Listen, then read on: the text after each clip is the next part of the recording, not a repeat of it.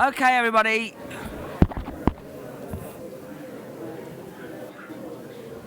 Good afternoon, everybody.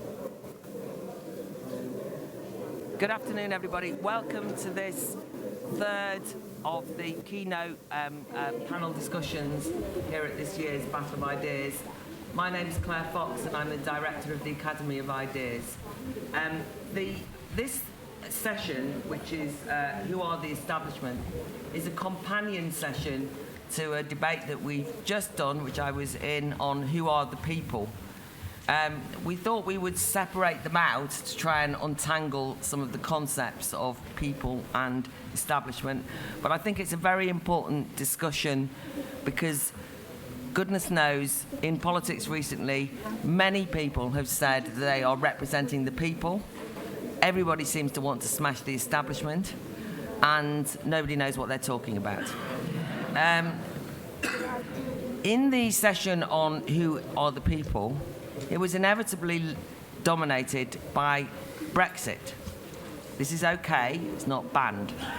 However, I'm going to ask the audience, I don't mind, the panelists can say what they want, that's up to them. But when we do go out to the audience, it just strikes me that we should try and have this discussion without constantly referencing Brexit, even though we know that's the backdrop. Only in as much as I think otherwise we'll just end up rehearsing the people versus the establishment cliche without digging deeper.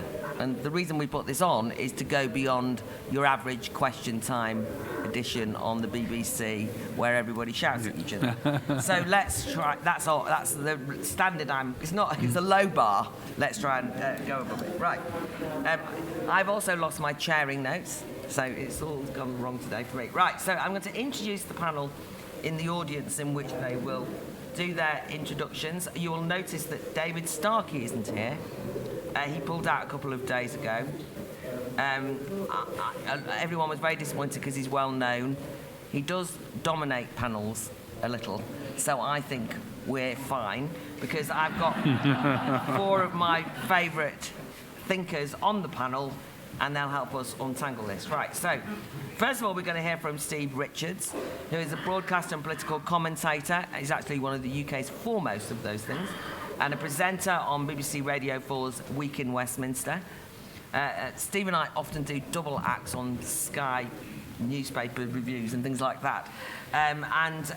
Importantly, Steve is the author of The Prime Minister's Reflections on Leadership from Wilson to May, which is obviously going to be updated to Boris, undoubtedly, but is one of the foremost writers and commentators who has done radio on this and has previously written on Prime Ministers in terms of political leadership. And that, therefore, discussion about the establishment is crucial.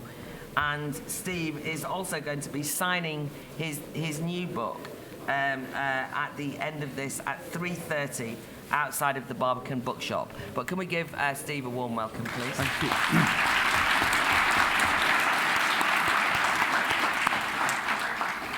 Next, we're going to hear from Jill Rutter, who is a senior fellow at the Institute for Government, former Director of Strategy and Sustainable Development at DEFRA, and when you actually look at her long CV, has worked in practically almost every government department as far as I can see. She's going to be speaking on a panel that I'm chairing tomorrow on government advisors, which she's got a lot to say on Dominic Cummings, and she's recently joined UK in a Changing Europe as well, and they are our partner on a series of debates on democracy and the crisis of democracy tomorrow, and Jill's going to be joining in that. I've asked Jill to speak at the Battle of Ideas on numerous occasions because she's, anyone who knows me will know this is an unlikely thing to say, she's one of those experts I like. So can we give her a warm welcome? Jill.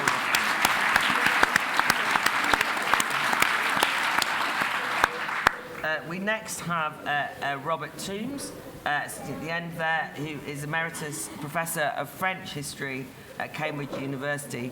I mean, a world-renowned scholar on all things France, the author as well of The English and Their History, And Robert has been writing, I think, some of the most interesting commentary on the contemporary democratic crisis and the issues that we face in today's politics. And I'm really delighted and honoured that it's this particular academic that we actually have retained on the panel. So can we give him a warm welcome?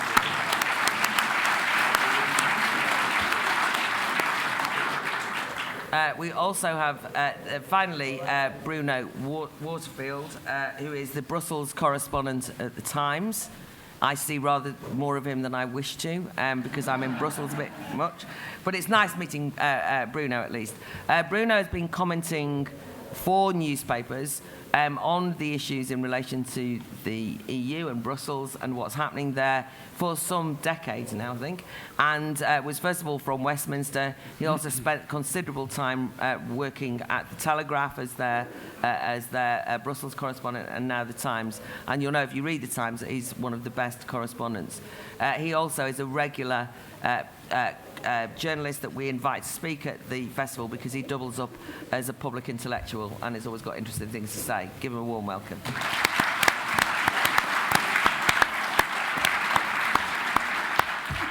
Okay, no further ado, Steve, kick us off. Thanks, sorry, to put my stopwatch on. Thank you very much. I've just finished reading Charles Moore's third volume of his biography on Margaret Thatcher. It's a brilliant book, and I recommend it, not as I recommend mine more, because you get 9 prime ministers for the price of 1. But it's a very good book, revealing in many different ways. One of them is this, that in each page, there are so many characters that recur during the biography. Every single page he has to give mini biographies of the characters who he's referring to in the main text. And I always look down to those kind of footnotes.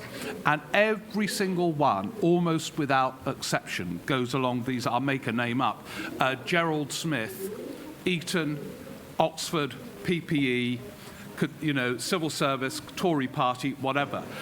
Almost every single figure in the book, and this was meant to be a sort of radical, challenging administration, was defined and shaped by a public school, Oxbridge. And if you want to know who the establishment are, look at the characters in that book. And almost without exception, you get the picture. It's not the intention of the book, but it is a fascinating illustration of where power lies in the United Kingdom. The book written by Charles Moore, brackets, Eton, Oxbridge, Daily Telegraph, Spectator, and on it goes. This is where power lies. And it is obviously wrong that it is in the hands of such a narrow group of people. I'm going to talk about 2 red herrings in relation to the establishment. One observation that appears to contradict all I'm saying, and then very briefly what I think needs to be done about it. One of the red herrings arose when I came in this morning. I don't know if the guy's here now, but I was saying I was going to talk about the establishment, and he said, the establishment's all changed. It's a metropolitan elite that now has power in the United Kingdom. Well, I don't qualify for the Charles Moore establishment figure, but I do probably qualify for metropolitan elite, in that I'm from North London. I've never felt powerful, and all the things that I want don't seem to happen. So I think there's an absolute myth around that there's a metropolitan elite, kind of elite over what would be called, in inverted commas, liberal values that dominate the country. If you think about it, some of the things that I've supported, Remain, well, that didn't seem to go very well. I'm totally relaxed about state ownership, for example, which doesn't seem to be going very far since 1979. So all the things that the metropolitan elite seem to want doesn't happen. So there's no power there. Briefly, the other red herring, Claire will be pleased to hear this, is Brexit. Because some portray this as an anti-establishment movement. It's certainly an anti-perceived elite movement, but Brexit is partly about trade and the identity of a country. And that's always split the establishment, the Charles Moore establishment. and Brexit has split it now. Charles Moore being a classic example. He's a fervent Brexiteer. A lot of the characters he refers to in the book were Remainers. Free trade has always split the establishment, from the Corn Laws onwards. Protectionism versus liberalism has always been a kind of exception. And so we can't draw much about where power lies in relation to Brexit. It's a con to say the elite are in one place and the people are in another. Boris Johnson is part of the elite. He's a Brexiteer. Nigel Farage fits some of the criteria of elitism. He's a Brexiteer. So they are red herrings.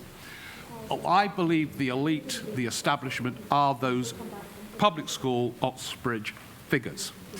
Now, there has been in politics an attempt to get round this, and I think it's been a catastrophe. So this is where I'm going to appear to contradict myself. The way in politics there has been an attempt to bypass the establishment is a fashionable focus on localism. You select candidates locally on what they've done to their communities. They're part of a community, and that's the qualification for getting into Parliament. And in my book on Prime Ministers, kind of objectively, whether you're on the left or right, there's been a decline in the quality of leadership. I think the leadership crisis we've got now is that there are no leaders. And one of the reasons for this is localism. People get into the House of Commons on the basis of where they live, not whether they have any potential to govern or to be leaderly. That has meant there are more people in the House of Commons than the sort of Charles Moore Thatcher biography, narrow range of individuals. But it's left a real decline in quality in representatives. To take just one example, Tony Crosland from the 70s and before, his seat was Grimsby, great Labour philosopher. He didn't come from Grimsby. He wouldn't get that seat now. All hell. He never went to Grimsby. No, I don't think Dennis Healey went to Leeds very often. But they were big figures. So it seems to me the question, that's the wrong answer to the question about how you widen those who become the establishment. It seems to me the answer to the question is that you must widen access to these places. There's no doubt in my mind, and I didn't go to Oxbridge, that those who emerge from it in many ways do become sharper. I notice a clarity of thought from some of these Oxbridge people that I will never possess. But we need more people to have the chance to get to these places. And I always remember 30 seconds to go. Ed Balls and Ed Miliband telling me that they despaired about the prospects of New Labour when a stunt went badly wrong. None of you will remember this, but Gordon Brown highlighted the case of a comprehensive schoolgirl with brilliant A-levels from the northeast of England who didn't get to Oxbridge. And he said these are the types who should be going to Oxbridge, and not just the public school ones. All hell broke loose. He got some of his facts wrong. Tony Blair panicked, said, look, we've got to show we're pro-public schools and all the rest of it. And Miliband and Balls, who were radical on this subject, thought, that's it, we've blown it. If we can't make the case for widening access to these establishment institutions, we are going to be small c conservative government. And they were onto something. The way we deal with it is to widen it out. I would be wholly relaxed myself. I'm told it's impractical, but I'm quite up for this abolition of Eton campaign. There has to be a way of getting more people into these institutions so they can become part of the so-called establishment. I think it's a real problem. It is so narrowly drawn, and it is where power still lies.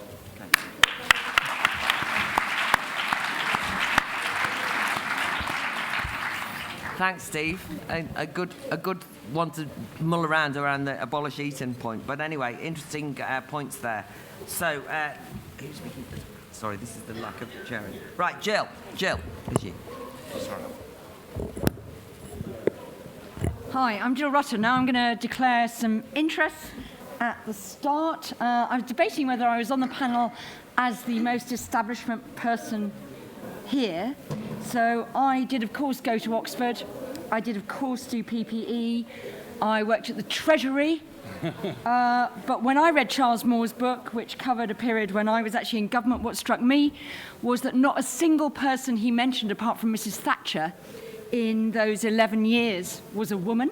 If you look at a footnote, there is not a single woman who plays a significant policy role over that period. So I think it's a real question about, can you be a woman and a member of the establishment? It's actually quite difficult. I was playing a game of establishment top trumps, and I gave women quite a lot of negative points there, because I think you are starting quite a long way back. I also want to read you a list of schools. So this list of schools: Fettes, Kirkcaldy High, Eton, Holton Park Grammar. Eton is the schools the Prime Ministers went to. If you look over the last 4 Cabinet Secretaries, the most senior civil servants, they went to Enfield Grammar, Salesian College Battersea, St Peter's York, and the Bourne Grammar School Lincoln. And those are the schools of the most senior civil servants. So I would argue, compared to 30 years ago when Steve was talking about, the civil service at least has made a very big effort, not necessarily to filter off Oxbridge. And I think Oxbridge is very unfair, because certainly to someone of my generation, you wanted to go to Oxbridge because if you were the bright kid in school, that was your way to sort of booster charge your future. But I think it's much more important to look back at where people came from before they went into Oxbridge. I think just saying it's all about Oxbridge is a problem and things. But anyway, what do I think the establishment is? Is it just code for people with power? There are always people with power everywhere. So one of the most bitterly divisive disputes, Claire, don't worry, going on at the moment in my life is in my tennis club, where there is an absolutely vicious divide by people who want the club to spend a lot of money renovating the clubhouse and people who don't. And there's a big insurgent movement, it has to be said, by an Etonian, against the committee, who it thinks are acting in an untransparent and unaccountable way. So I think actually a lot of our problems with the establishment are just we don't like people in power. And I think there are sort of various reasons we might not like them. The first reason is, do we think they got there in a fair way? Did they get there through routes that were available to us, or did they have unfair advantage? I think that's some of what Steve is talking about. Did they get there through social connections? You know, internships, daddy knew daddy, mummy maybe knew mummy. They went to the right school, they actually called on favours and cronyism. They're not there on merit, and they're not accessible to people who don't share some of those privileges. Then I think we intrinsically question their right to be making decisions. So I think that's one of the concerns about people who are perceived to be part of the establishment. The second thing I think people get fussed about the perception of an establishment is that they are exercising that power in their own interests.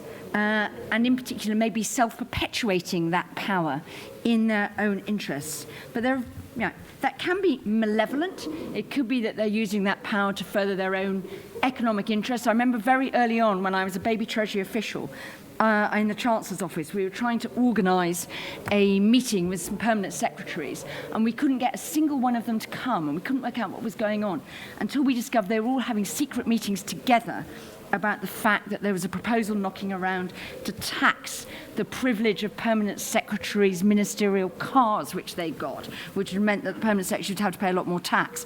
And they were all meeting in private without telling ministers. And that's the sort of thing that I think we get suspicious about when people are actually using power to protect their own economic interests. But it's also, though, and we have quite a long history of sort of, well-intentioned establishments and elites who sort of, have the doctrine of noblesse oblige. They are there serving the people and doing things or whatever. But I think there is a real danger, though, that in that establishment, their interpretation of what's in the national interest is actually a rather narrow interpretation formed by people like them, because there's quite a lot of socialisation into the establishment, even if you didn't look like the establishment when you got into a position that sort of put you on the edges, that you actually homogenise opinions. And one of the sort of most interesting things I would argue is one of the reasons why the civil service isn't nearly as diverse as it might look on paper, is there's a homogenisation of people who are easy to deal with, not mavericks is about the biggest accusation you can make against civil servants. They're a bit, not a safe pair of hands and things like that. Selects out people who might be a bit challenging. Anyway, quickly, counters to worries about the establishment. I think we would be less worried if the people in charge more porous, more accessible. Diversity is a sort of superficial indicator. It's not a bad indicator, but it's not the only indicator we should use. Civil service, for one, is now very worried that whereas it's doing much better on things like women, it's getting a bit better on black ethnic and minority. It's quite bad on social class, and it's very bad on regional representation. That may be one reason why they were so surprised by the Brexit result. It needs to be transparent. If actually people systematically have to give reasons why they're making decisions and share those publicly, then it's much easier to actually question their motivation. So I think transparency is that. And finally, accountability and responsiveness. If you're going to be trusted with power, and somebody basically has to be trusted with power, because not everybody wants to be making all those decisions all the time, then at least you have to show that you're prepared to account to people and that you will respond if you're going off track. I think those are some of the ways in which actually you can make the establishment less of a sort of scary alien beast and more something that actually we are comfortable with entrusting at least some government to for some periods of time. Thank you. Thank you very much.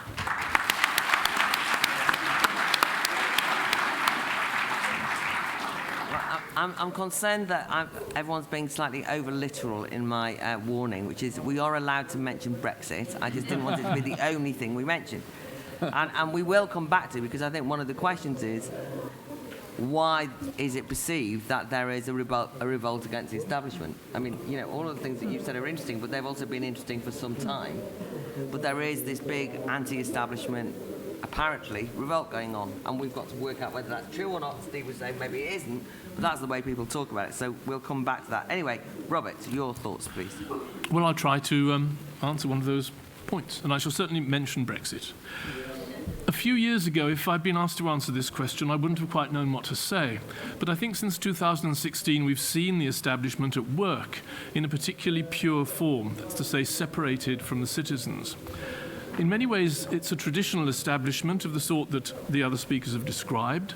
It's a network of power and influence with a geography, a sociology, and a set of institutions, which includes things like Parliament, of course, the CBI, the media, universities, certain universities, and even old-style gentlemen's clubs.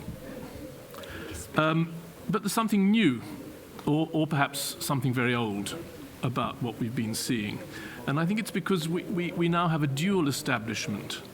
And by that I don't just mean an establishment that's divided in its ideas and its opinions and its interests, because as Steve said, that's normal. What I mean is that there are two distinct establishments which are still partly inhabiting the same institutional, social and geographical spaces. And you won't be surprised if I say these are the Leaver and the Remainer establishment, or we could call them the Somewhere and the Anywhere establishments, using David Goodhart's terms, or perhaps I'd just call them the national and the transnational establishments. And I think there are two reasons why these have grown up, why this has happened, not just here.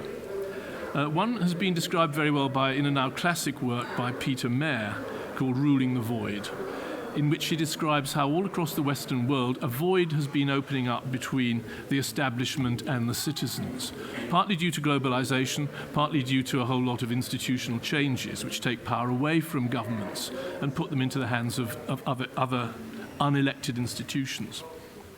So that's happening in the whole of the West. And my colleague Chris Bickerton has written about the way in which the EU accentuates this trend. Because, as he says, within the EU, you stop being a nation state and you become a member state. And what that means is the establishment in the various member states derive power and influence, and indeed profit, from horizontal ties that they establish between each other, rather than vertical ties, which are in the nature of democracy, vertical ties between voters and their government, as opposed to horizontal ties between different establishments in the different countries. And that, I think, is what's happened to us, and indeed it's happened all across Europe, and indeed to some extent across the whole Western world.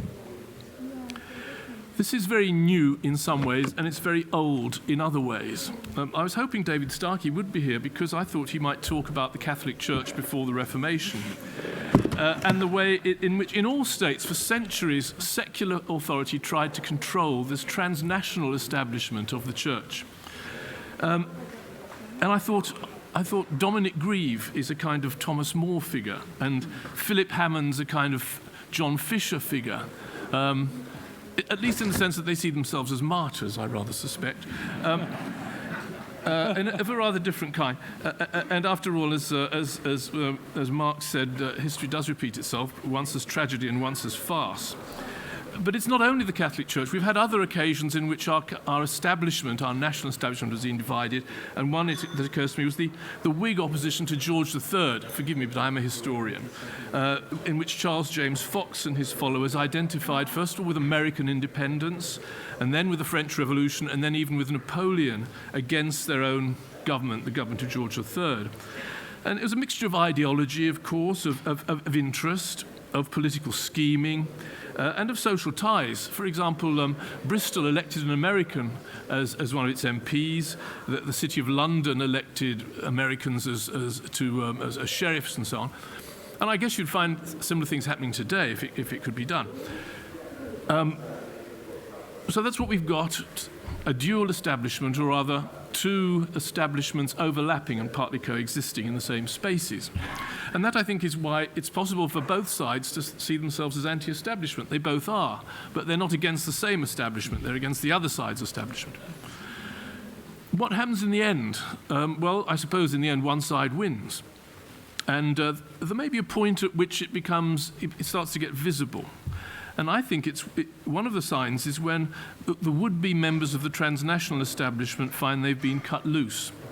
They're no longer regarded as partners in the great enterprise, just they tend to become pawns, or even what Lenin called useful idiots. So, you have Mary Tudor and Cardinal Pole struggling to bring England back to Catholicism, and finding that the Pope and the King of Spain were getting less and less interested. Perhaps Joe Swinson and Tony Blair in similar positions today. And I think this is because the transnational establishment, the anywhere establishment, is, by its very nature, more dynamic, less solid, less rooted. It moves on, it adapts, it drops the people who are no longer useful, and those remnants wither. Also, and this is my last point, all establishments are in some sort of tension or conflict with the people they rule. But I would suggest that a transnational establishment is, by its very nature, incompatible with democracy, because democracy is essentially a somewhere phenomenon. And it's only when the establishment, the transnational establishment, is able to maintain a separation from its citizens that it can really operate. We shall see in a few weeks whether sunlight is going to be let in on the zombie parliament. We shall see whether we still live in a national democracy, or whether we're living in what Chris Bickerton calls a post-democratic member state. Now, it's perfectly possible to prefer one to the other. There are good reasons for both. But I think we at least ought to be clear about what it is that we're having to decide. So yes, I think both sides are trying to smash the establishment, but they're not trying to smash the same establishment.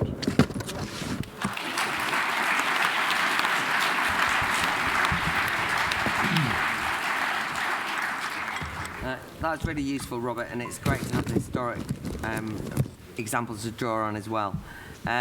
Yes, Bruno, your final thoughts. Yeah, I'm going to try and do a bit of sociology. But I want to begin with one of the most telling political facts of our times, which is a Brexit-related one.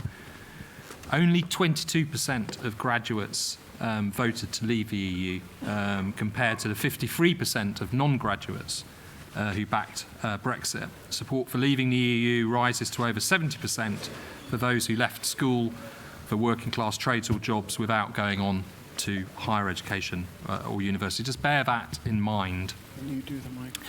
So I want to argue that in terms of our establishment today, it's less about the playing fields of Eton, and it's more about the student unions of Britain's universities. Today, in terms of reproducing the ideology of power and state, there is an elite which is perhaps better described as a clerisy, a class of people very much defined by education, with a social base and political characteristics founded in higher education rather than traditional forms of privilege and wealth, such as public schools.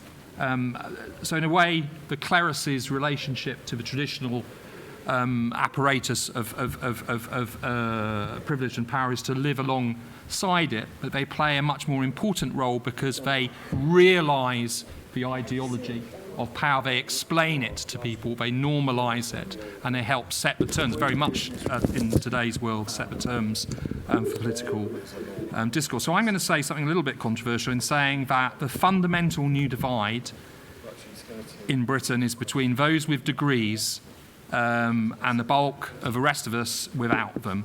And in that sense, it is a meritocracy. Now, this is not to say that graduates are all members of the establishment, not at all. It is to argue that higher education, which includes Oxbridge. I think the role of Oxbridge is very interesting in the way in which it's changed, the way that Jill was talking about, the way in which it takes people from different backgrounds, from state schools, and turns them into the people who conduct statecraft.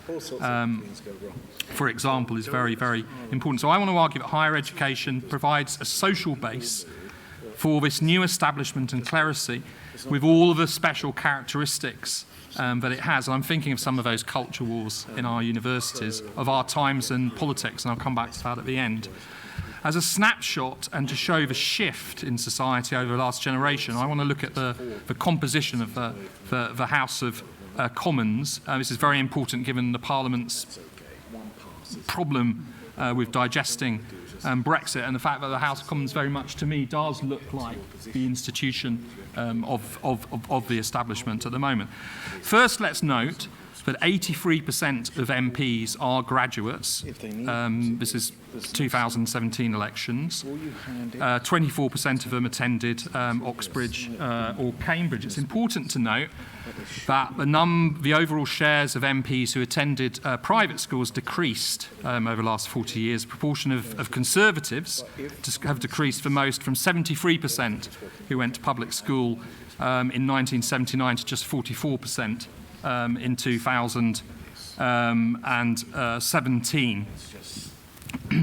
In 1979, 59% of Labour MPs were graduates. 2 years ago, the figure was 84%. 94% of newly elected MPs are graduates, and I think that figure is, from what we know about nominations, seems to be the same. So this is really significant because 70% of the population do not have degrees. Almost all MPs, more than 4 or 5 of them, are drawn from a pool, a social base of less than a third of the people.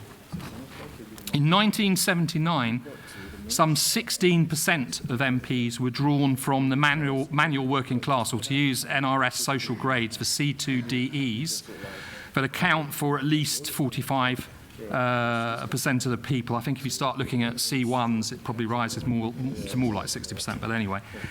In 2017, that representation of a working class, manual working class, had fallen to just 3%, mirroring the transformation of Labour into a middle-class party of the clerisy and a decline in a hostile legal environment of trade unions. Now, some people would argue that the manual working class has declined in size during that period, which is true by some 20% in those particular categories, but that would mean you had a decline in representation in the Parliament of those people of more like 13% rather than 3%, so something else is going on. While the manual working class has disappeared, those MPs who are drawn from ranks of staffers people who work for Conservatives, Labour or Liberal Democrats, not a very representative bunch of people, I meet a lot of them, I can assure you of that, has risen to over 17%. It was only 3.4% in 1979. Alongside that is a big rise in the number of MPs from jobs in the public sector, PR and the voluntary sector, which is up to 11.3% from just 1.5% in 1979. That's a big shift. These are really big shifts in the constitution of the institution of politics and state in Britain that is supposed to represent us. And it's very clear, looking at the numbers, that it does not represent us. Now, the ideologues of the clerisy see this development, the graduates taking over, as wholly positive, because being a graduate for them, rightly so, is for them a marker of a meritocracy.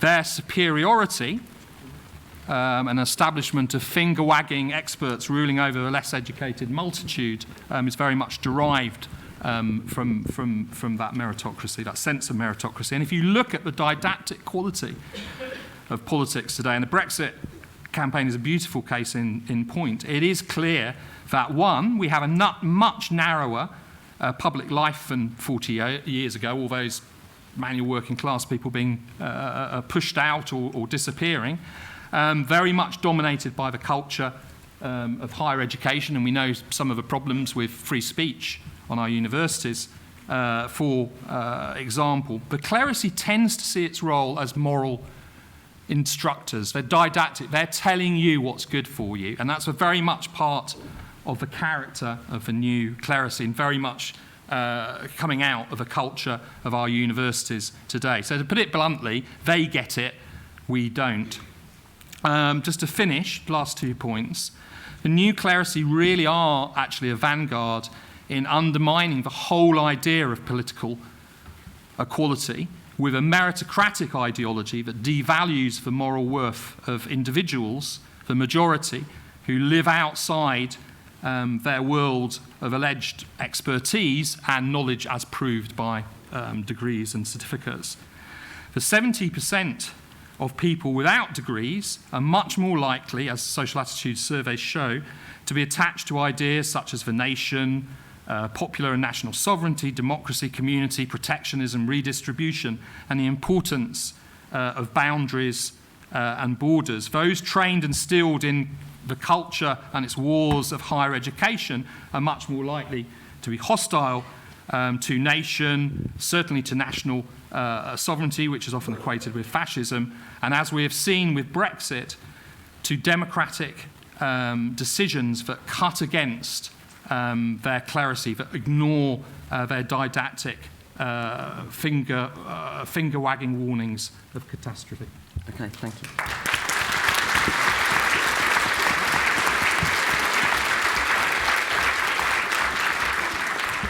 Okay, I'm going to come out quite quickly. I just wanted to turn around. I just wanted to ask Steve and Jill, actually, just in terms of reflection on some of those things. Steve, you sort of said one of the red herrings was the metropolitan elite point.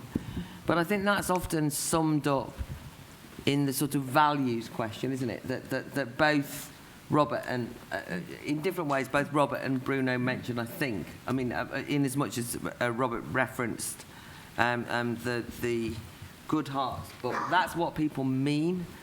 And that idea that there's an establishment that has greater ease horizontally with talking to another establishment than it does talking with its own people. So that's, and I suppose part of that is both to Jill, but it's, I mean, you know, people will see the new establishment today as Gina Miller. I mean, you know, and Robert made the point, you know, it's the media, it's not just MPs, is it, or schools, it's like, it's the media. There's this group of people who've been revealed as seeming to have more power than you thought they would have, or you'd never heard of before. But anyway, any comments from either of you? Shall I go first? Just, sorry, Mike. Oh, sorry, yes.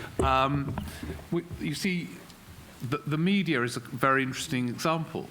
I mean, most newspapers are passionately pro-Brexit.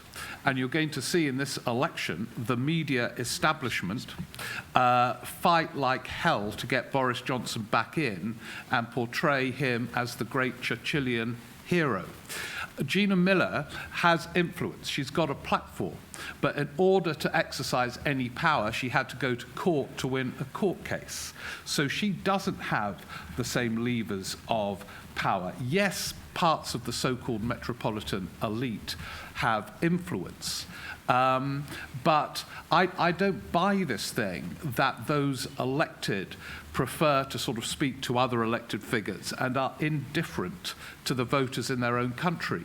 They are neurotically obsessed with voters in their own country, more so now than 30 years ago because of opinion polls, focus groups. Arguably, they're too obsessed, to the point of paralysis at times, worrying precisely about those voters who think they're being ignored. Now, as I think Jill said, or one of the speakers said, they might get it wrong because of their shared assumptions and orthodoxies, but they are paranoid and neurotically obsessed with the electorate. Okay, Jill, again. Okay, I think Bruno's points actually go slightly against Steve about sort of, representativeness of Parliament. I think it's a really interesting thing about who you really want in Parliament, what should Parliament look like, and how do you balance this, people with local ties, etc. Steve said was coming up versus sort of people who can lead and things like that. So I think it's a really interesting debate to be had about what does Parliament look like. It's very striking. I thought if you ever saw the play This House about Labour in the 1970s, just how different Labour sounded to watching debates on Parliament, Parliament.tv nowadays. I think one of the things that's really difficult for the sort of conventional establishment to cope with on Brexit is the lack of centrality of economics. And I think one of the real problems that the civil service has in coping with Brexit, and you can see this sort of David Cameron side, is they assumed it would be the economy that won it.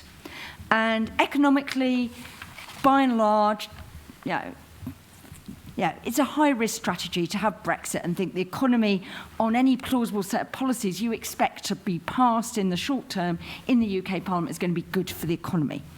And people who work in government don't really have anything like the same sort of mental set to deal with questions of, actually, I'm prepared to pay a bit of an economic price, for sovereignty, for autonomy, to take control of borders and things like that. That doesn't actually really compute, because the way in which you think about policy is this is going to be net economically beneficial.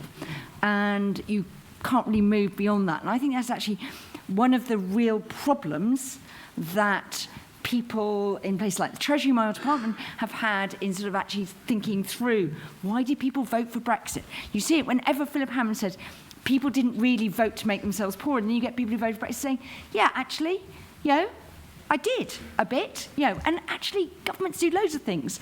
Governments are not GDP maximisers. I mean, they make loads of decisions. They legalise loads of things that they don't if they really were just interested in promoting GDP. We do loads of things not to do that. But there's a sort of narrow, sort of bounded set, and I think that makes it really difficult for our current, people in power to cope with the fallout of the Brexit decision, because it's sort of outside their normal way of thinking about decisions. Okay, I'm actually going to go out to the audience, then I'll come back to you two, Robert and Bruno, with the first lot and so on. But just say that Sophie Gaston in the Who is the People made the same point about the economy, that she felt that exactly the same, that people just hadn't got that point, and that was one of the gaps that she learned. Anyway, right, there's hands in the air. That's good. Okay, so where are the microphones? Sorry, just can't see. Oh yes, okay. Would you mind if I started down here? So I start there. You please, yes. That young lady there, and then that gentleman there.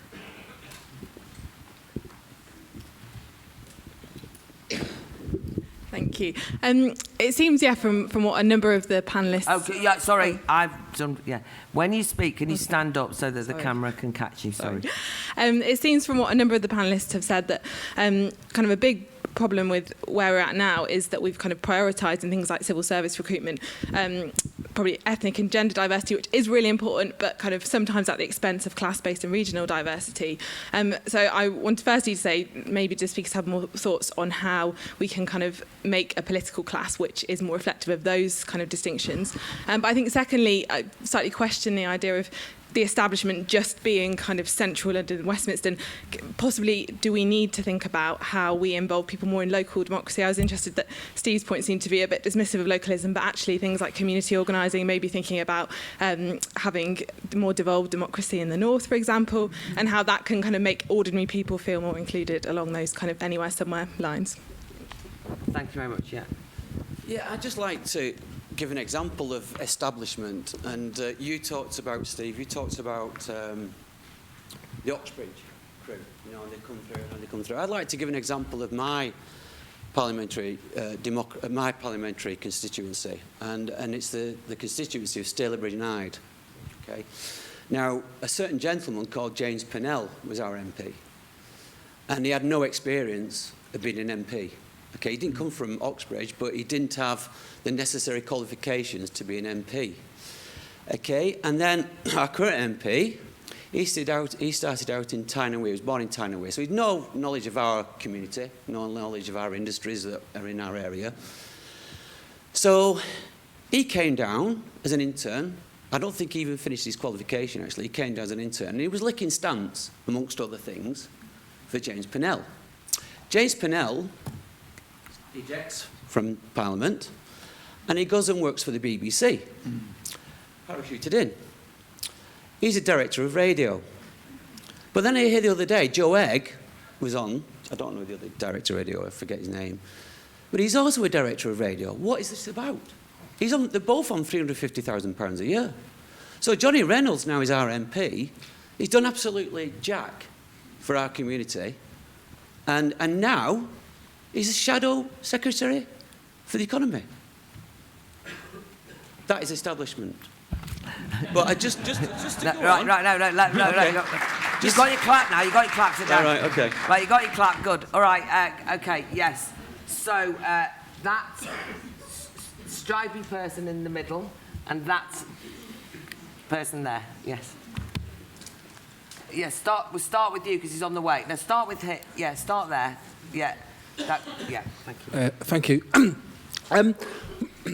Most of the panel have said that to define the establishment by the school, the university, tennis club or whatever that they belong to. And I'm wondering now if that is a useful way to define who are the establishment.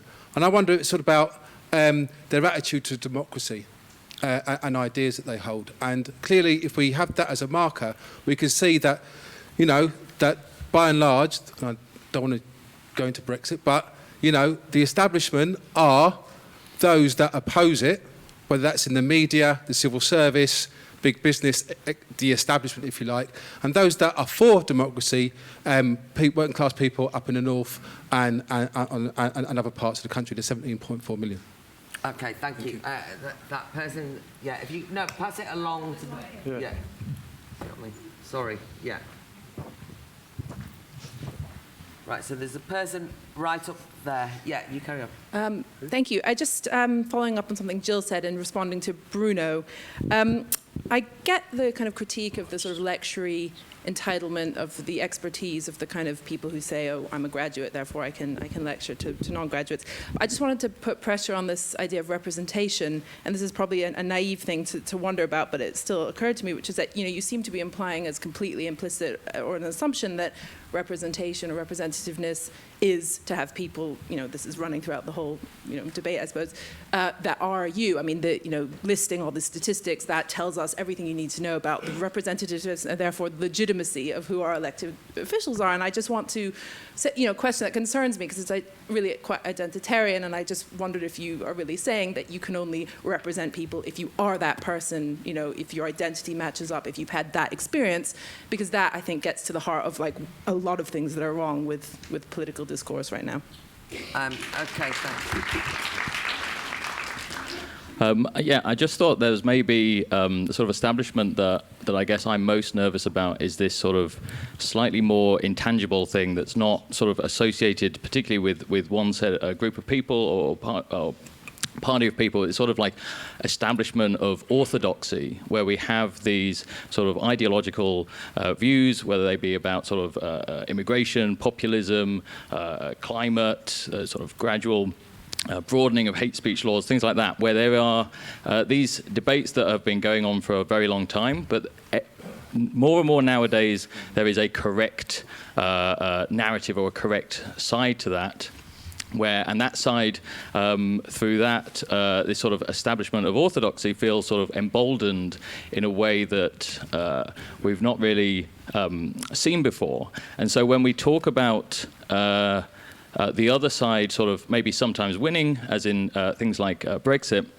but then you look at the sort of language around that, the cliff edge and crashing out and all that sort of stuff. The question is, did you actually beat the establishment when you won the Brexit vote, or is this sort of gradual erasure of sort of young people's Brexit vote, a third of ethnic minorities voting Brexit, like as we gradually sort of like change that narrative to narrow down and stereotype and caricature the people who did vote for Brexit, like did we really win, or is that sort of establishment of ideology still present? Okay, then, can you hand it to the person in front of you for the next time? But I'm going to come to Robert and Bruno just to pick up on anything. Yeah, Bruno?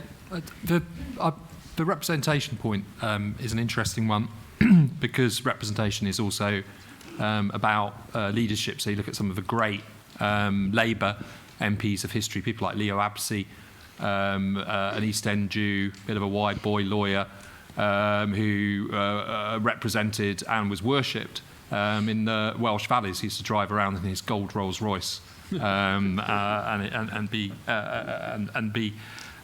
feted. So it's not about identity, it's about the different experiences and interests of people. And you would have expected with the introduction of universal suffrage, which is actually comparatively recent, it's only been around for about 100 years or so, you would have expected the representation in Parliament to change a great deal, actually, to reflect much more the people, the lived experience of the population, its regional variations and its different interests, particularly in terms of the two largest interest movements of that time, the Conservatives, who were a mass party, and the Labour Party and trade unions as well. So I'm not seeing it as a question of identity. In fact, it's actually the clerisy who are obsessed with tick boxes and meeting quotas and the reductionism of people to the most shallow form of identity, which is what they look like on a census form. What I was looking at in terms of the sociology of Parliament is trying to chart how it's changed, and in some ways how it's gone backwards in terms of the narrowness of the pool which it's drawing from, which I think is a problematic, because I think it shows the paucity and narrowness of politics in our country too. Someone said, how can we make the political class more representative? I think one of the ways of making the political class more representative is, for starters, to implement decisions that are taken, and the Brexit decision, whether you like it or not, was a very important democratic moment in this country, and the fact that it has proved totally indigestible and has created a large level of dysfunction in our political system really tells us that something is awry and amiss. And the worst thing that could be done is to railroad it out of the way, let it run into the sand, because the underlying problem is there, and it is one of representation, political representation. Robert? Well, just on the point of education... Use the microphone. Oh, sorry.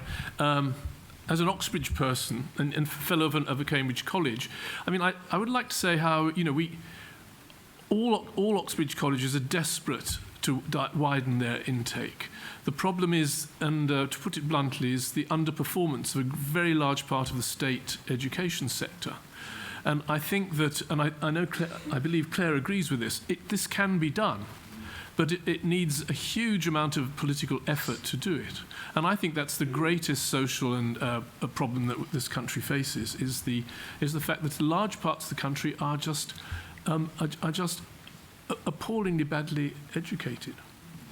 Now, I'll take a few more, and then I'll get you all to come in on something. I did want to just reflect on the James Purnell point, because I once went to a birthday party of his. It's the same point. But that's the thing, is I was trying to do some networking, and I was chuffed because I got invited to, this would be early in his political career before he stood as an MP, and I went to this birthday party at the Groucho Club. You know, it's archetypal, this. And everyone that I'd been trying to network with for about 2 or 3 years were there. I thought, what a coincidence, you know, this Channel 4. And I genuinely didn't understand. You know, I was like, how do they all know each other? Because I'd spent years accumulating them as contacts, whereas they were all going, hello, hello. And it literally was that they went to the same schools and the same universities, and they now run British society. Yeah. And, but, you know, I'm trying. Anyway, but it was my naivety of not understanding it. Anyway, okay, so one gentleman's got the mic there, and then we'll go there to person in purple. Yeah, you go. Yeah. On Thursday, Jeremy Corbyn sent me an email, which I thought was very nice of him.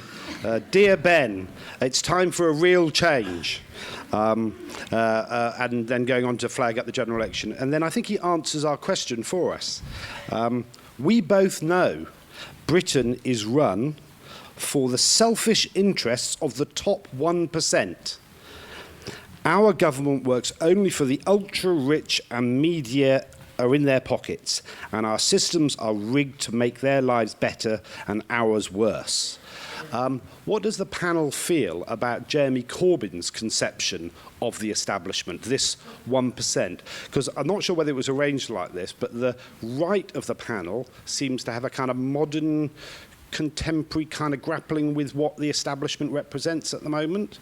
But the left of the panel seems to slightly talk more about too many Etonians getting into areas of power. And we're coming up over the next few weeks, Jeremy Corbyn is going to be saying that basically there is a rich 1% of the establishment and we have to overthrow them. The 70s or the early 80s are back. What does the panel feel about Jeremy Corbyn's 1% of the establishment?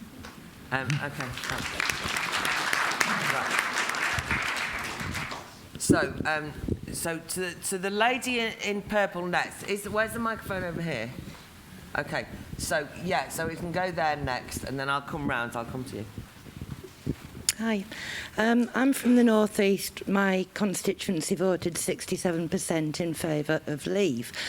This was leapt upon by people with degrees and people who thought it was all about the economy stupid. The fact that the majority of people in my area fell into the don't have degrees, working class, and were from the north, made it very easy for them to decide that we'd actually been too stupid to understand that we should have been voting economically. And this was borne out by a North East MP almost having an apoplectic fit on Look North the other night, because the people in Sunderland didn't seem to realise what this could mean for the motor manufacturing industry there. I think that they did understand, but their own elected representative was basically turning around and calling them stupid as well. I think the people who used to possibly represent the working class were the unions, but the unions seem to have decided more or less en masse to support Brexit, and people who may take a differing view can find themselves getting very short shrift from their own union. So that representation also seems to have disappeared for the working class. I think this is where the problem is coming from. Just clarify, you were saying about the trade union, you mean the trade union movement officially is supporting Remain, don't you? Broadly, yes, they are supporting Remain. Yeah, and, okay. you know, people have spoken, you know, with the contrary view, have found themselves in trouble. Okay, thanks. Right, so somebody's got the microphone there. Yeah. I think Bruno's got a very good point about the clerisy. But I think you're wrong to say that that's the same as the establishment. You see, I think Steve is right to say that the old guard are still there, and you know they're not giving way, and it would be an oversight on our part to think they don't count for much anymore. I think the clerisy that Bruno identifies are meant to be the mediators, are meant to be the people in the middle between an establishment and a wider population. In other words, they're meant to be performing a role that's not dissimilar to what the organised labour movement used to do, that hierarchy of labour movement officials that were the mediators, the conveyor belt between establishment and the wider population. So I think the clerisy are more like mediators than the establishment. What's very different about today's situation, though, I would say, is the lack of substance. So the establishment historically have been very good at adapting to wherever the substance is, and they'll go with that. We're all socialists now, up to a point. Yeah? There's no. I almost wish the clerisy was getting tooled up with expertise, but I fear what they're getting degrees in is post-democratic etiquette. And there's really very little substance to it. And I think the reason why so many of the majority population are so willing to bracket out immediate economic considerations is that they can't bear, neither can I, this unbearable lightness of being, where the establishment don't have any substance, the mediators haven't brought any new substance, and we just want to touch bottom. Take back control means get real, and neither the clerisy nor the establishment, as I can see, have got anything to offer on either count. Thanks. Can you put microphone to go ahead? I've somebody there. Yeah. Well, it does strike me that the question of the establishment and the elite and who the ruling class are all interconnected, and it's slightly tricky because I would have leaned towards some of Steve's ideas, but when Bruno was talking about this new clerisy, I get that, and I think in a way that the elite having, in the absence of a real challenge up until recently, in the last 3 decades really, because really the establishment have defined themselves in response to something, and often it's been, class politics up until about 3 decades ago. So the sense of, the bourgeois revolution and then not allowing the people to go too far and what parliamentary democracy meant, and that was then gone. And in a way, the whole conversation about identity politics and inclusion and diversity, which then gets presented didactically, is the establishment themselves bringing on all these ideas, lacking coherence, not really knowing where they're going, and creating almost a problem for themselves within it. I guess the question becomes, because I'm not sure sociologically how many people there are and what it means, because I think there's the financial sector and there's a lot of other people as well, interest, military. But the question is, how these two establishments perhaps that then emerge, or these two different emerging elements, how the voices of ordinary people and the masses can really be reasserted again to inform that and inform them, and rather than want to be included necessarily in that way, actually make the country our own. And I think that's the question about what we can do, and then you really get to see which side the establishment on and puts them under pressure again, and also gives us a project to do. Okay, so I'm going to take one more now, and then I'm going to try and get as many of you in as possible afterwards, because after you, I'm going to come to the panel and then go out for one more. Yeah, I wanted to pick up on something Steve said about MPs really, really caring about what people think and paying attention to opinion polls. And that's certainly not what it seems like from where I'm sitting. And it feels like most politicians today care about what they think well-to-do Londoners care about, and like a perfect example would be, the Extinction Rebellion protests, where so many MPs jumping on board, supporting them, and no one really thinking about your kind of ordinary person who probably doesn't want to get rid of their gas boiler and doesn't want to get rid of their car and doesn't want to do all these things that we would have to do if we want to be net zero carbon by next Tuesday or whatever, and so what really strikes me about we use the term establishment a lot, especially with all of the Brexit discussions. What really strikes me about it is the huge disconnection we have between the establishment or politicians or the people we see in power and ordinary people. And I wanted to ask the panel, has it always been such a huge gaping distance between ordinary people, voters, and the people who get to actually make the decisions? Okay, so I'm going to start off the next round after I've brought the panel in down here. I actually just wanted to say something. I just in terms of the university point, and Robert made a reference, I think one of the problems, Robert, is that we've got a situation where on the one hand, there is a genuine educational discussion about how you have access to the best universities. But I think, I do think we need to improve education, if you see what I mean, because we shouldn't just say we just want people to go there if they're not able to go there and get the best out of them as educational facilities.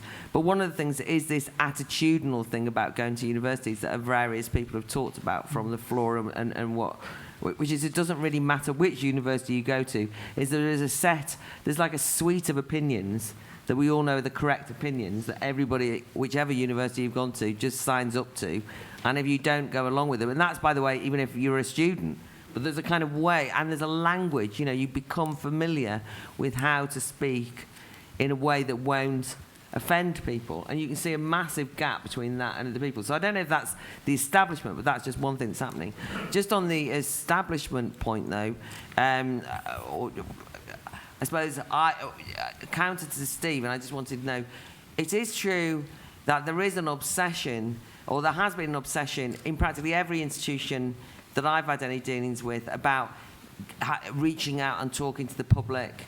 Do you know what I mean? I mean, this institution, the Barbican, have got more inclusion and access policies than you can shake a stick at. They're constantly trying to bring in non-traditional audiences. The BBC spends its whole time sitting around angst-ridden saying, how can we talk? James Pennell leads these things. How can we sit around and how can we relate to non-traditional audience?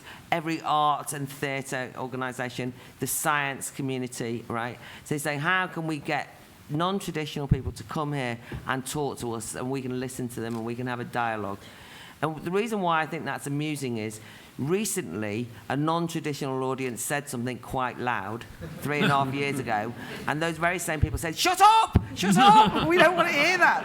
So I do think there is a bit of a mismatch, which is I don't know what you think they're going to say when your non-traditional audience comes into the Barbican. They might not say what you want, is the point I'm saying, because it is true that politicians are very keen and obsessively, in a completely anti-leadership way, with following the people, but not always if they don't like, you can't have it all ways, is my point. Anyway, comments on any of that. Jill, why don't you start commenting on anything? Thanks, Claire, she said. I think just two things. I mean, may come out of your earlier people session, but there is a sort of view that there is a homogenous establishment and versus that there is a homogenous people, and I don't think there is a homogenous people. I know these vox pops that they do on the TV are pretty ghastly, but they do manage to find people sitting in the same pub or wherever with quite different views. It's also a bit of a myth that there is a homogenous leave vote in Brexit. We all focus and everybody goes to Sunderland or Gateshead or somewhere to go and talk to people who voted leave, despite the fact there's a Nissan plant there. But actually, a lot of the Leave voters were over 60s in Strictly Ballroom, whatever they used to call it. Come Dancing used to be Home Counties North and Home Counties South. I mean, there is a lot of retired, quite well off. I've got a final salary pension, so I'm okay. Leave vote too. So it's not that homogenous. I have friends who voted Leave. The friends I have who voted Leave are my richest friends. So there is this very interesting coalition of Leave. So it's not just a sort of anti-establishment thing. I think I just want to talk a bit about climate and net zero, because I think this is coming down the road to hit us big time. I think on some of your issues, I think you do need to distinguish on things where there are, you may not like scientific consensuses, but scientific consensus are worth paying a bit of attention to, because those scientists may have a bit of a point.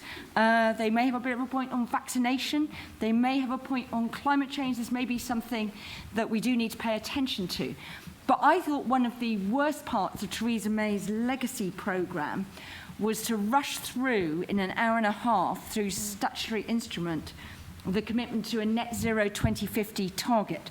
Not because I think it's the wrong thing to do, but I think if you're going to do that, you need to do that really seriously, because you need to take the public with you. And one of the real problems has been that people, that whoever is in charge has not taken people with them on why they are making decisions. And I think if you wanted Brexit Exhibit A on that, it is Tony Blair's decision in 2004 on not imposing transitional controls on inward migration from the A8 when they joined. I mean, they did the sums, they thought actually there was a net economic benefit and that was a price worth paying.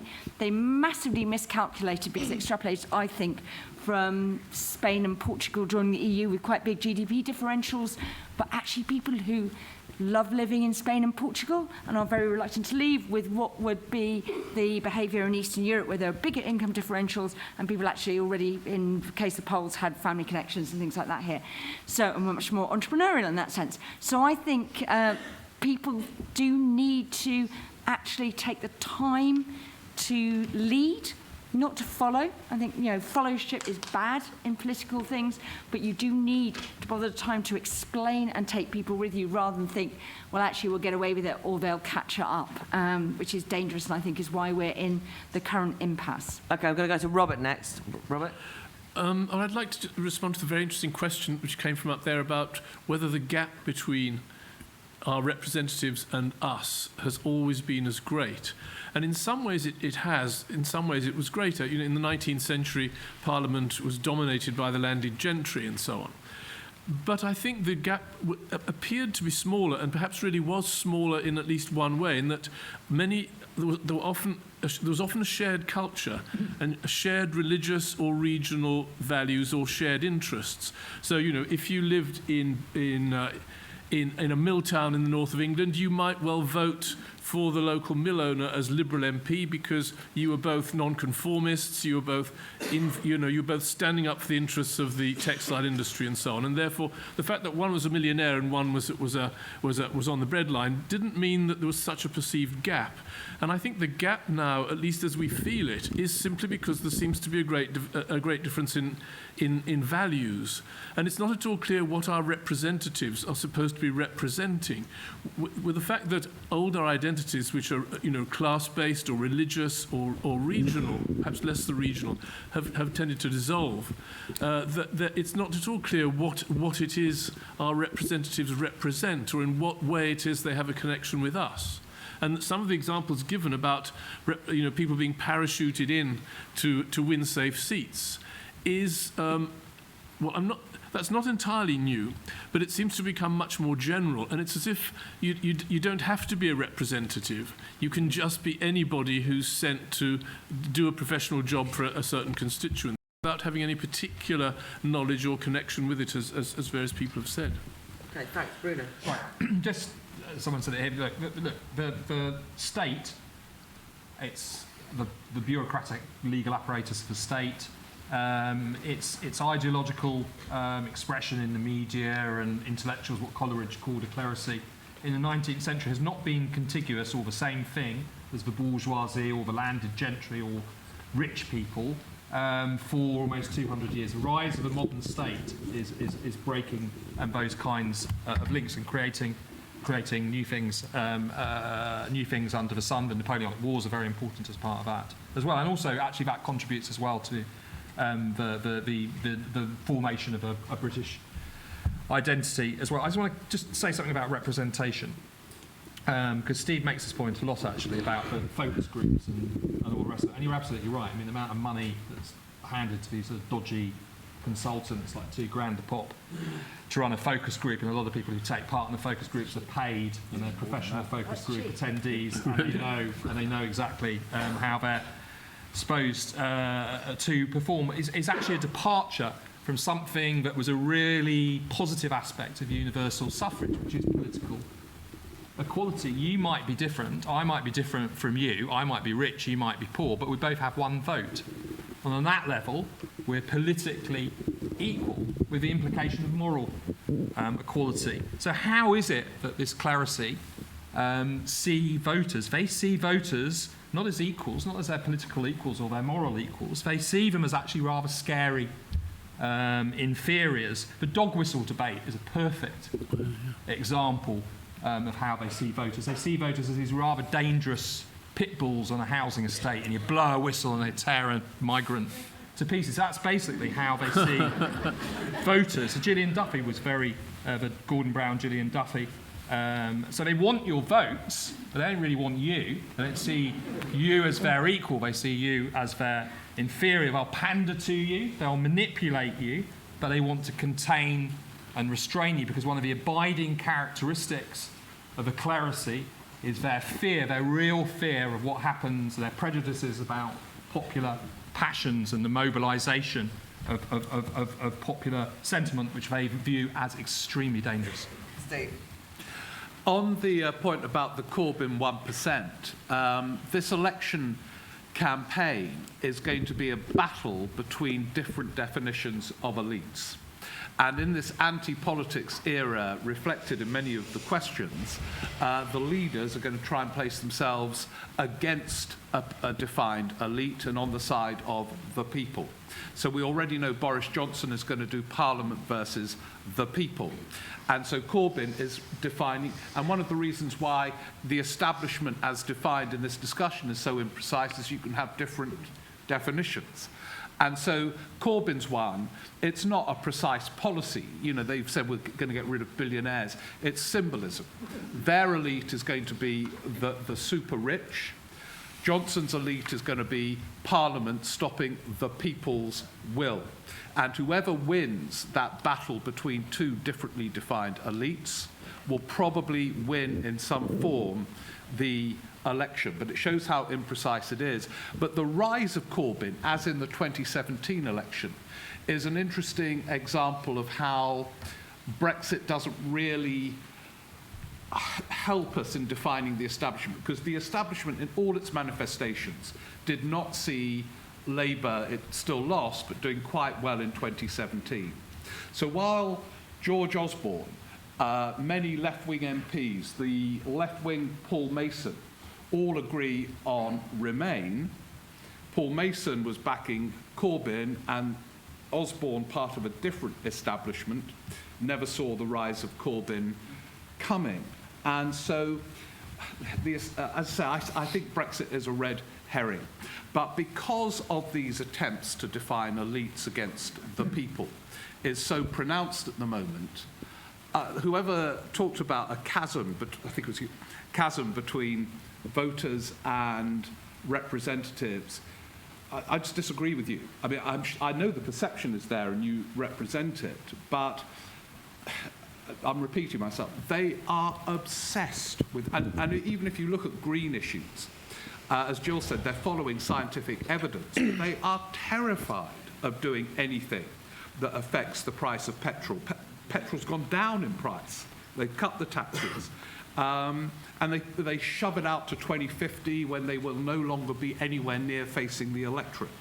So actually, there is a constant dance between the voters and those they elect. And remember, it is the voters that elect them. And sometimes, you know, it all goes wrong with the James Pennell thing. And Pennell is a product of another. He knew Tony Hall, who gave him the job at radio, even though he knew nothing about radio. You know, Nick Robinson went to university with Danny Finkelstein. So that's an establishment, no question.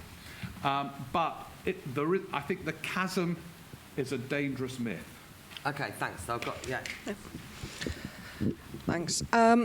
We've talked quite a bit about who the establishment is, but I'm still quite confused about what do we actually want this establishment to do.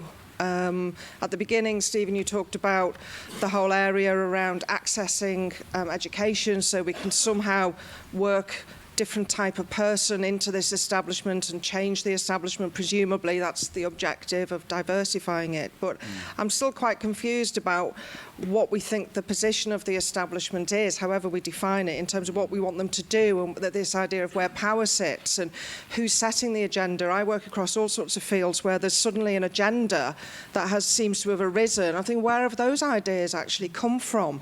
Somebody in the audience talked about devolution up in the north, which again I know a little bit about. And you know, some of those metropolitan mayors stand on platforms every day saying, I have no power, I can't really do anything. So the idea that this new establishment in regions and place can actually change things. And so I'm still left with the question, what are they for? And in terms of accessing the establishment, what is university for? We've talked about Eton and university as gateways into the establishment, as if that's what they're for. So I'd be interested in your response to those further questions. Okay, thanks. Right, so there's the man with the white shirt there. Yeah, can you stand up, as it were, so that you see? Yeah. No? We'll give it to that man with the blue on then, in the meantime.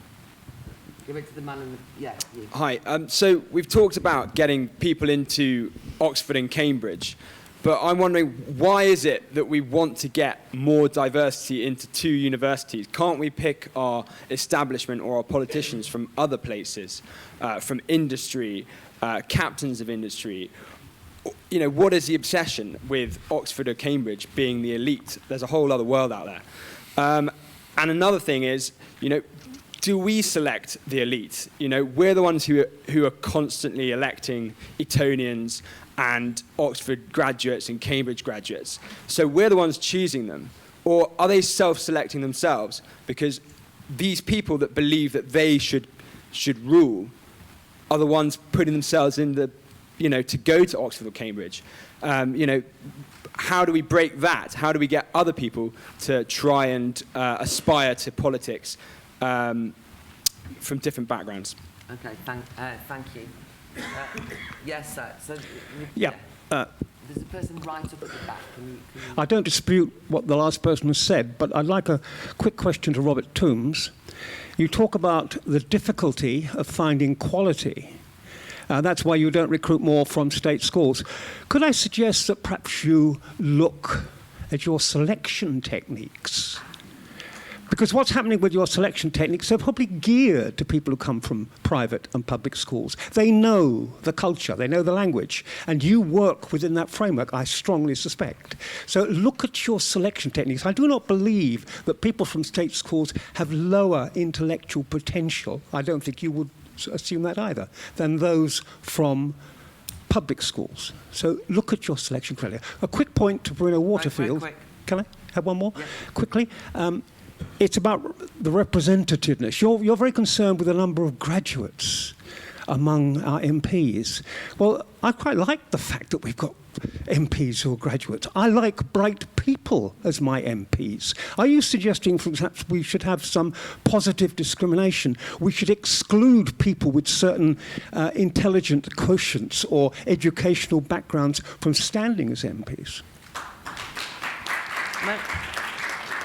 I think maybe we should clarify that changing the entrance criteria to Oxford and Cambridge is not to do with intelligence, but it might be to do with education. But it's also the case that having MPs with degrees doesn't mean they're more intelligent. It might mean they're better educated. Okay, where's the microphone gone? It's at the back. You've got it. Yes. Yes, I'm just wondering, when we're asking the question, who is establishment, and then focusing on the Houses of Parliament, if we're making a huge mistake.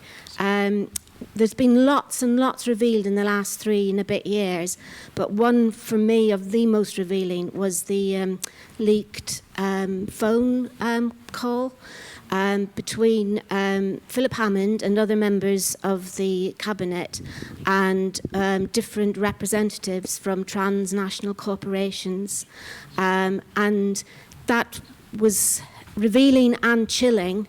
And one point there was a man who I've never heard of, and I can't remember his name, but he was supposed to be the Europe, I think, representative of Amazon. And he said very little, but then he finally said, so what have you got to give me for me to take back to my board? And Philip Hammond seemed to squirm somewhat and tried to make up some promises of what they might be able to get through Parliament. So Parliament hides, I think, what the establishment is. It could be a smokescreen of what appears to be power.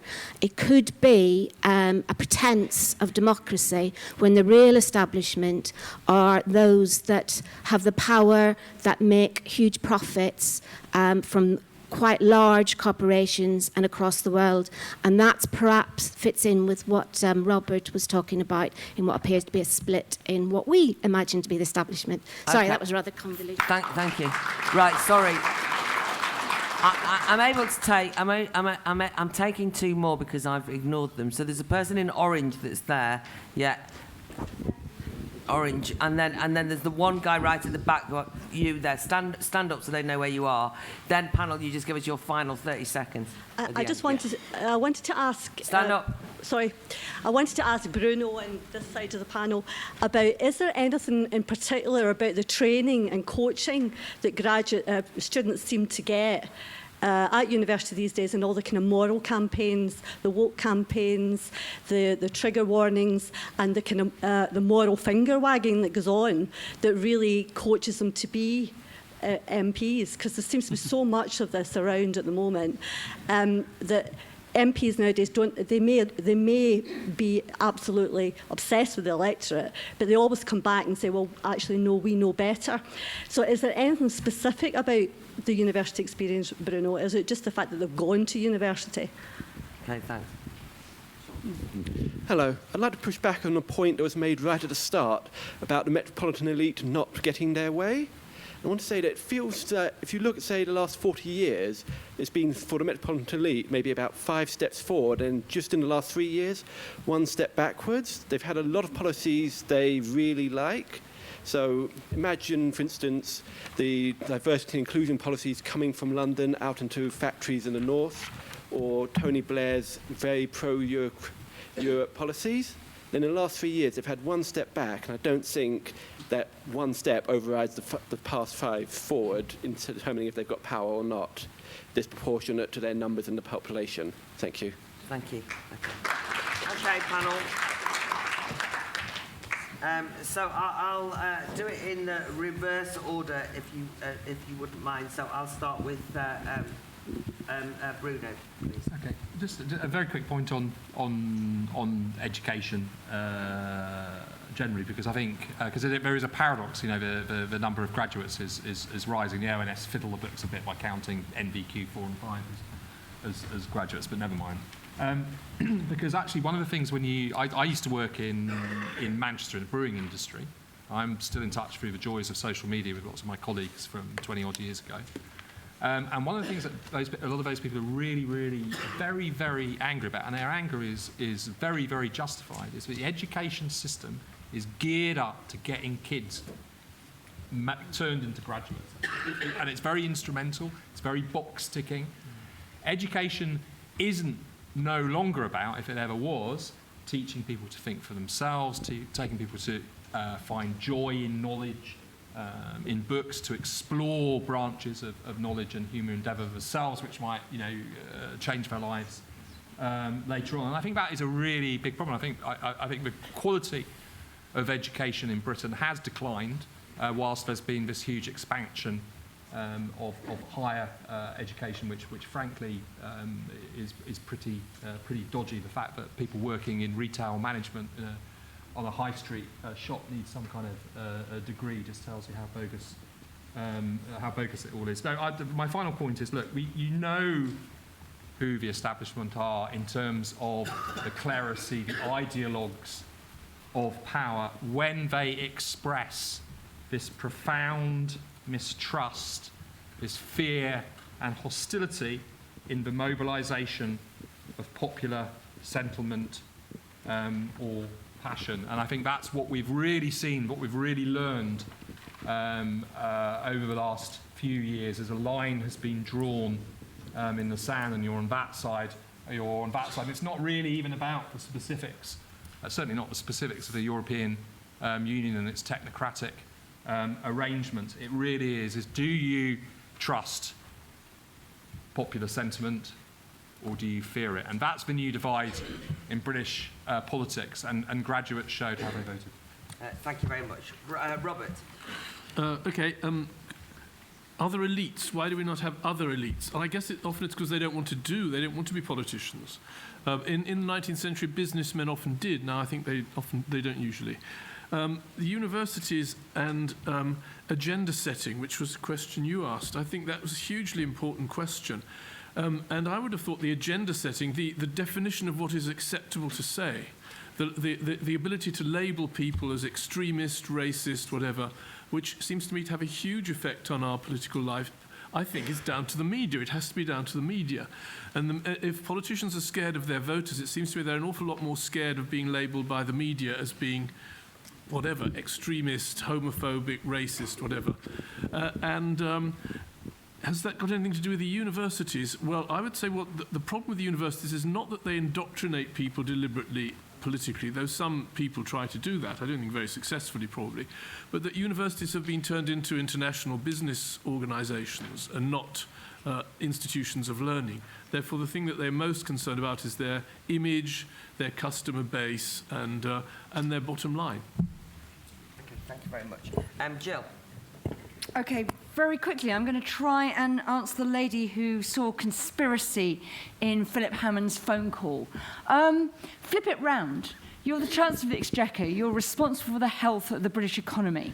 You are having a phone call with various businesses who are big players in the British economy, potentially invest or whatever, who are all basically asking what the hell is going on in your country. We cannot work out whether we've got a government or not, what Parliament is going to do, etc.